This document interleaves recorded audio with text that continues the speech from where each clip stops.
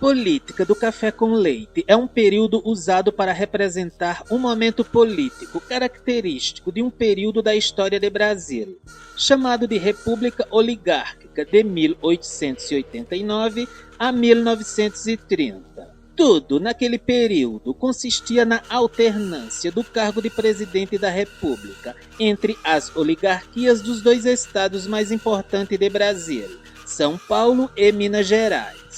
Com a proclamação da República em 15 de novembro de 1889, a organização política do Brasil mudou estruturalmente, drasticamente. Durante um período imperial, a política era centralizada no gabinete do imperador e o país era administrado regionalmente pelos presidentes das províncias. O poder central era exercido pela própria figura do imperador, por meio do poder moderador. O regime republicano, inspirado nos Estados Unidos e em parte no modelo positivista de Auguste Comte, descentralizou o poder.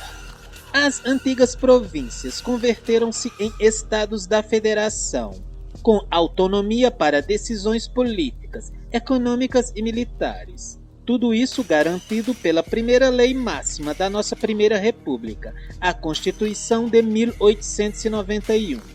Porém, entretanto, contudo, em vez de ter dado vazão a um pleno funcionamento da República Federativa, a autonomia dos estados levou à sobreposição de alguns estados, os mais poderosos economicamente, sobre o próprio poder federal.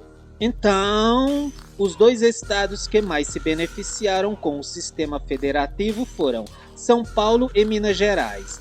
Atrás deles estavam Bahia, Rio Grande do Sul e Pernambuco. Sendo assim as características econômicas desses dois estados. A produção de café em São Paulo e a de leite em Minas Gerais serviram de mote para a designação da política do café com leite. Isso porque o cargo de presidente da República passou a ser ocupado na maior parte das vezes por alguém que representava uma dessas oligarquias em plena alternância.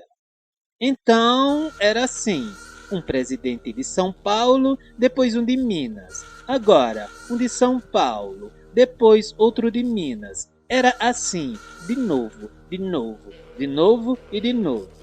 Ao presidente cabe organizar total a máquina estatal em função da administração dos interesses dessas oligarquias e de quem mais circulasse em volta delas.